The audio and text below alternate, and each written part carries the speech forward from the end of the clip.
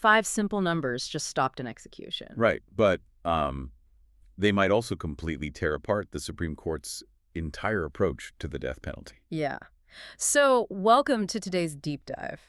It is May 21st, 2026, and we've got some pretty wild breaking news coming directly from the Supreme Court. Truly wild. They just dismissed a massive high-stakes death penalty case. It's called Hamm v. Smith. And by just walking away from this case, the justices paused the execution of an Alabama inmate. Yeah, they basically threw their hands up over a really fiercely debated question. Like, how do you mathematically prove if someone is intellectually disabled? Exactly. And this legal gridlock, it's hitting at a really weird moment in American history. It really is. Because we're looking at this bizarre paradox. Executions spiked significantly last year, but public support for the death penalty has actually plunged to a 50-year low. The tension there is just incredible. The public is, pulling away from capital punishment, yet a handful of states are totally accelerating it. What? And caught right in the middle of all that friction is the Eighth Amendment, the one that bans cruel and unusual punishment. So for our mission today, we are exploring this complete collision between psychology, statistics, and the Constitution. It's intense. Because it all hinges on how a tiny, 3-point margin of error on a test suddenly holds literal life or death consequences. Yeah, to understand how a margin of error can actually stop an execution, you have to look at the guy at the center of the case, Joseph Clifton Smith. Right. So a jury convicted Smith of the brutal murder of a man named Durk Van Dam in Alabama back in 1997, and the state sentenced Smith to death.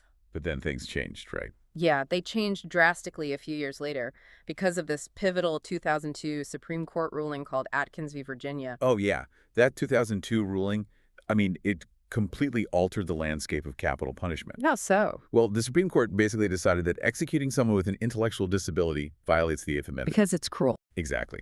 The logic was, if a person's mind can't fully comprehend the severity of their crime or even the nature of their punishment, executing them doesn't serve any real retributive purpose. It just becomes cruel. Makes sense. So to enforce this new rule, the legal and medical communities had to, draw a line in the sand somewhere. They adopted a widely accepted cutoff for intellectual disability, which is an IQ score of 70. But, human intelligence is not a height requirement at an amusement park. No, not at all. You can't just stand someone up against a wall, look at a painted line, and be like, yep, you are definitively smart enough or tall enough. Intelligence it's invisible. Right, and it fluctuates. Exactly. We can measure height perfectly with a tape measure, but measuring the human mind is incredibly messy. And when you look at Smith's testing history, you see that messiness right away. Oh, for sure. Over his lifetime, psychologists gave him 5 different IQ tests, and his scores were 75, 74, 72, 78, and 74. And every single one of those sits above that legal threshold of 70. Right. Which makes you wonder, how did the lower courts block his execution in the first place? On paper, literally none of those numbers classify him as intellectually disabled. Yeah, but the lower courts looked at his lowest score, the 72, and essentially just adjusted it downward. Wait, they just lowered it? Well, they applied a concept from psychology called the standard error of measurement. Because, psychologists completely acknowledge that an IQ test is not a blood draw. It's not biology. Right, it's not an absolute biological fact. It's just a snapshot of a person's cognitive performance on one specific day. Which could be a bad day. Exactly. Performance changes based on anxiety, fatigue, just the testing environment itself. So because of those variables, every single IQ test has a built-in margin of error. Okay. And for the specific test where Smith scored a 72, the statistical margin of error was exactly 3 points. Meaning his score could theoretically be 3 points higher, so a 75. Yeah. Or 3 points lower, a 69. You got it. And the lower courts focused on that bottom edge. They subtracted the 3-point margin from his score of 72 and concluded his true IQ could, actually be a 69. Wow. And once they pulled his score below that 70-point line, the judges then looked at the reality of his daily life. They examined what psychologists call adaptive deficits. Like day-to-day survival skills. Yes, the practical application of intelligence. So the court noted that Smith dropped out of school in the 7th grade. Go. And they pointed out that at the time of the murder, he was reading at a 4th grade level. So he was really struggling. Right. So by combining the lowest edge of his test's margin of error with those severe struggles in daily life, the lower courts ruled that he actually met the criteria. They halted his execution. But I mean, just subtracting 3 points from a test score because a margin of error allows it, that feels a bit convenient, doesn't it? Especially when a man's life is literally on the line. Yeah, it's highly controversial. Because, looking at our sources, this specific math problem sparks a brutal debate between the medical community and statistical experts. Oh, the divide is massive. Yeah. So major medical and psychological groups champion what we call a holistic approach. Okay, what does that mean? They argue you just can't view a standardized number in a vacuum. If a score dips anywhere near that margin of error, the medical consensus says you have to look at their qualitative life skills to find the truth. Like the reading level and dropping out. Exactly. To a psychologist, a raw score of 72 means nothing if the person can't manage basic daily tasks. So 72 with profound life struggles basically functions exactly like a 69. So they treat intelligence as this combination of raw processing power and actual survival skills. Right. But statisticians look at that exact same lower court math and just reject it completely. Really? Yeah. The conservative critics argue that picking the lowest possible number from a margin of error fundamentally misunderstands how statistics even work. Because of the bell curve? Exactly. A margin of error operates on a bell curve. The center of a bell curve represents the most likely outcome. Right. So if someone scores a 72 with a 3-point margin of error, the most statistically probable reality is that their true IQ is 72. And the 69 is an outlier. The extreme outer edges, the 69 or the 75, are statistical long shots. So the critics argue the lower court essentially just ignored mathematical probability entirely to pull Smith's score below the legal line. And we haven't even talked about his higher scores yet. Right. Because if you're listening to those numbers 75, 74, 72, 78, 74, you're probably wondering why the court anchored its entire decision on an absolute worst day. Which is exactly what the critics say. I mean, think about it. If a student takes 5 math tests all semester and they get 4 Bs and 1 D, the teacher doesn't just assume the D represents their true mathematical ability. The statistical critics make that exact point. They focus really heavily on his highest score, the 78. Okay, why the 78? Because psychologists widely acknowledge that a subject can intentionally or unintentionally underperform on a test. Like they just give up. Right. If a person feels depressed, refuses to try, or is just exhausted, their score is going to plummet. But you can't artificially inflate your score. Oh, that makes sense. You can't fake knowing the answer if you don't actually know it. Exactly. Because of that reality, statisticians argue that higher scores provide a much more accurate reflection of a person's true intellectual ceiling. So they argue the 78 is closer to his real intelligence than that theoretical 69. Yeah. And this fundamental disagreement over, basic math is why the state of Alabama appealed the case. They took it to the Supreme Court. They did. They went straight to the top, asking the justices to create a universal, objective rule for how courts everywhere should handle multiple IQ scores. Alabama wanted a definitive standard. Right. They wanted the Supreme Court to stop lower courts from cherry-picking the lowest possible numbers. But the Supreme Court took the case, listened to the arguments, and then just completely abandoned it. Yeah. They issued what's called a D. Dismissed as improvidently granted. Right. Which is basically the legal equivalent of walking into a messy room, turning around, and shutting the door. Just walking away.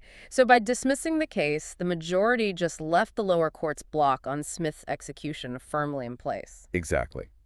Justices Sotomayor, Jackson, Kavanaugh, and Barrett basically decided the Supreme Court had absolutely no business untangling this statistical knot. And Sotomayor actually wrote a concurring opinion to explain that, right? She did. She pointed out that the scientific experts themselves cannot agree on a rigid mathematical formula to weigh multiple scores. Her argument is essentially, 9 judges sitting in Washington shouldn't play scientist.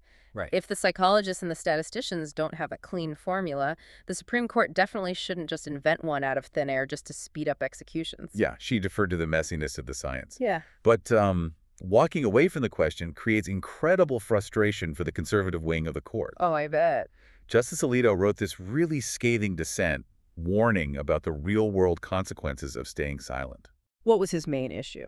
Well, he argued that without a clear, objective rule from the Supreme Court, capital punishment basically devolves into total chaos. It turns every death penalty trial into a battle of experts. Oh, I see. The prosecution hires a statistician who points to the 78 in the bell curve. Yeah. And the defense hires a psychologist who points to the 69 and the adaptive deficits. Exactly. And the jury just has to guess who is right, which, strips all objectivity from a literal life-or-death decision. A lot of pressure on a jury. But Justice Thomas took the argument even further in his own dissent. He didn't just attack the math, did he? No, he attacked the entire foundation of the case. Thomas pointed out the recent evaluations show Smith currently reads at an 11th grade level. Wait, 11th grade? Yeah, and that he understands the difference between right and wrong. To Thomas, those facts alone prove Smith possesses the mental capacity to face his sentence. And Thomas also uses originalism to attack the 2002 Atkins ruling itself, right? He does. He applies originalism to the Eighth Amendment. For those who might not know, originalism is the belief that the Constitution should be interpreted based on what the words meant to the people who actually wrote them. Right. And the founders ratified the Eighth Amendment's ban on cruel and unusual punishment back in 1791. So Thomas looks back at 1791. Exactly. He looks back at traditional English common law from that era to understand how society viewed intellectual disability centuries ago. And what did she find?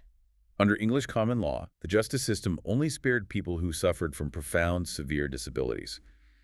We're talking about individuals with the equivalent of a modern IQ around 20 or 25. Oh, wow. Yeah, people who fundamentally just could not comprehend their own existence or their actions. Meaning the founders never intended to protect someone with an IQ of 72? Right. So Thomas argues the 2002 Supreme Court basically invented the 70-point rule out of a sense of modern empathy, not constitutional law. He thinks it lacks a historical basis. Totally. He states that the 2002 ruling should be entirely overturned.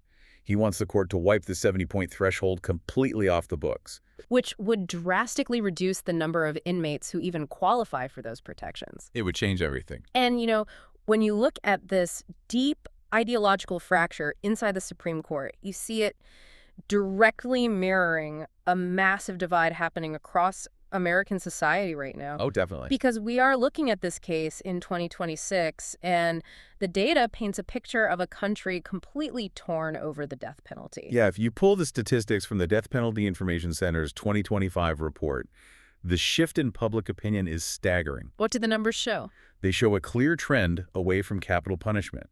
Public approval for the death penalty sits at a 50-year low of just 52%. 52%, that's practically a coin toss. It really is. And furthermore, 44% of the country now actively opposes it. And you see that shift translating directly into the actual courtrooms. Like in capital trials across the entire nation last year, 56% of juries actively chose to give the defendant a life sentence over the death penalty when they had the option. Yeah, the American public is clearly losing its appetite for executions. But the data also reveals this really dark contradiction. It does. Despite juries rejecting it and public support plummeting, actual executions spiked dramatically. The country executed 47 people in 2025. Dropping support, but rising executions. It sounds impossible. Until you look at the map. Right. The spike is driven by this massive geographic divide. Just a handful of specific states are actively pushing back against the national trend. Like Florida. Florida is a huge one. Florida alone accounted for 40% of the nation's executions last year. They executed 19 people in a single year. 19 people. And the Florida legislature even passed 5 new laws designed to aggressively expand capital punishment, making it easier to secure death sentences. The friction between these states and the federal system is just reaching a boiling point. While states like Florida accelerate the pace, other states are adopting highly controversial execution methods. Like the gas methods. Yeah, Alabama and Louisiana began using nitrogen gas hypoxia, which has led to fierce debates over whether that method itself violates the Eighth Amendment. And South Carolina recently dealt with a botched execution using a firing squad. It's intense. The states are pushing the boundaries of capital punishment harder than they have in decades, right at the exact moment the public is turning away from it. The system is under immense pressure. It really is. And when you have a system operating under that kind of intense pressure, with actual human lives on the line, the courts desperately need exact, objective rules to ensure fairness. They need a clean line to separate who lives and who dies. But as the Supreme Court just demonstrated with Joseph Clifton Smith, they don't have that clean line. No. The justices looked at the science of IQ tests, the reality of the standard error of measurement, and the conflicting expert opinions, and they simply admitted defeat. They just lack the scientific certainty required to make a clean binary decision. I mean, the journey of this single case just highlights the incredible fragility of the whole justice system. We started with a man scoring a 72 on a cognitive test. Right. We watched lower courts subtract 3 points based on the mathematical reality of standard error, dropping his score to a 69. Yeah. We explored the fierce divide between medical professionals who prioritize real-world survival skills and statisticians who point out that an artificial bad score cannot override a legitimate good score. And ultimately, we watched the highest court in the land walk away from the mess entirely. Yeah. It's wild. We want justice to operate like a clean X-ray. Yeah, exactly. We want to look at a scan and see a clear break, you know? Simple yes or no. A 70 or a 71. But the human mind refuses to cooperate with our desire for simple math. Intelligence fluctuates. Testing environments vary. Human behavior just defies perfect categorization. It really does. So we'll leave you with a lingering question to ponder on your own. What is it? If our best scientific tools for measuring the human mind remain fundamentally imprecise, can the legal system ever truly draw a flawless, objective line between who lives and who dies?